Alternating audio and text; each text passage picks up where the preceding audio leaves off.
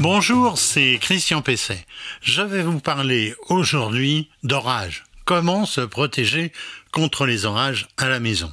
Alors vous l'avez constaté, ces orages, ils sont de plus en plus fréquents, de plus en plus violents, et outre les effets du vent sur la maison, dont on a parlé il y a quelques semaines, l'impact électrique de la foudre est le plus important des éléments pour votre sécurité.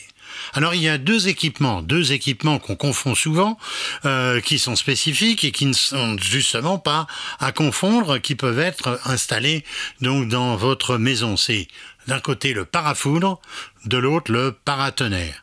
Alors ce sont des dispositifs de protection qui sont utilisés donc pour protéger les structures, les équipements contre les effets des surtensions électriques et dans certains cas pour vous protéger d'une électrisation, c'est-à-dire quand on prend un coup de jus, ou bien d'une électrocution et qui là peut être mortelle. Le parafoudre, qu'est-ce que c'est? Eh bien, c'est un petit accessoire, un module qui est installé au tableau électrique de l'installation et qui est parfois associé aussi directement à des multiprises électriques.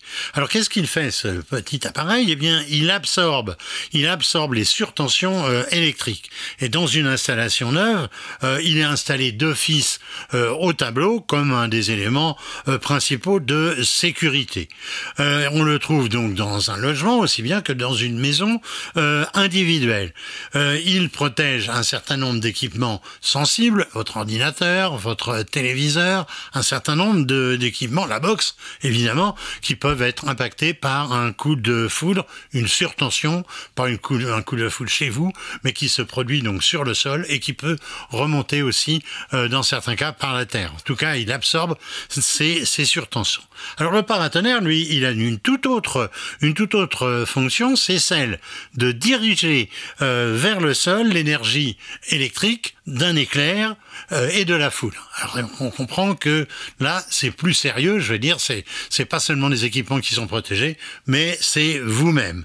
C'est un équipement simple, mais qui ne peut être installé que par un professionnel.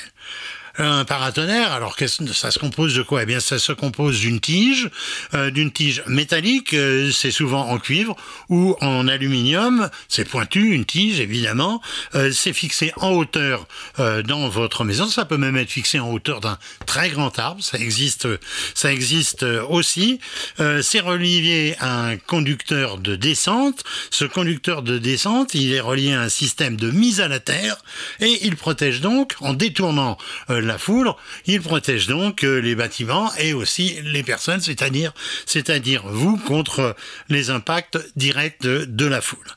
Alors que les paratonnerres sont des équipements de haute sécurité, mais qui sont installés que dans des zones vraiment où les orages et où les coups de foudre sont fréquents, le parafoudre, lui, je pense qu'il devrait être généralisé parce que c'est vraiment peu coûteux et c'est un instrument, je dirais, qui protège surtout des appareils et ça peut vous coûter cher, même si parfois les assurances paient, ça peut vous coûter cher de ne pas l'avoir au tableau.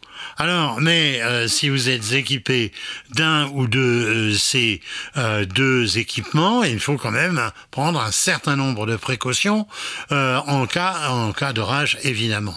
Alors, qu'est-ce qu'il faut faire? Alors, il y a une liste, là, je l'ai dressée, c'est quoi? Alors, c'est par exemple, ça paraît bête, mais il ne faut pas se servir d'un téléphone filaire. Il n'y a aucun risque si vous prenez un téléphone, donc un smartphone, sauf s'il est en charge, parce que là, à nouveau, vous êtes en relation avec le circuit électrique. Il faut éviter les contacts, quand ça pète vraiment, il faut éviter les contacts avec la robinetterie de chauffage central, avec les canalisations. De même, il faut éviter de toucher, par exemple, un radiateur électrique ou de toucher un radiateur de chauffage central. Radiateur électrique, il vaut mieux les débrancher, mais il vaut mieux donc éviter de toucher un radiateur de chauffage central et les canalisations de chauffage central. Ça peut paraître bête, mais il faut éviter de prendre un bain ou une douche quand la situation est orageuse, parce que là, vous êtes en contact avec l'eau et avec les canalisations. C'est la totale. Il faut débrancher tous les appareils qui sont en cours de rechargement. Je parlais tout à l'heure du téléphone. Il faut vous écarter des fenêtres et des portes. Ça peut paraître bizarre, mais la foudre peut rentrer par une fenêtre et ressortir par l'autre. Je vous raconterai une anecdote dans quelques instants. Il faut les maintenir fermés. Fermés, c'est pas la peine de mettre des volets, mais les fenêtres doivent être fermées. Il faut éviter de s'appuyer sur un mur en béton qui est certainement armé, et là encore, il y a des possibilités donc de mise sous tension. Alors l'anecdote que je voulais vous rappeler, mon grand-père, parti au ciel depuis la guerre de 14, mais était un jour dans un café. Il y avait, vous savez, dans les cafés à l'époque, ce qu'on appelait le zinc, parce qu'il était en zinc, avec une main courante en cuivre tout autour. Et un jour qu'il était accoudé au comptoir, qu'est-ce qu'il a vu? Il y a eu un orage. La foudre est entrée par une porte. Elle a suivi la main courante et elle est ressortie par une autre fenêtre.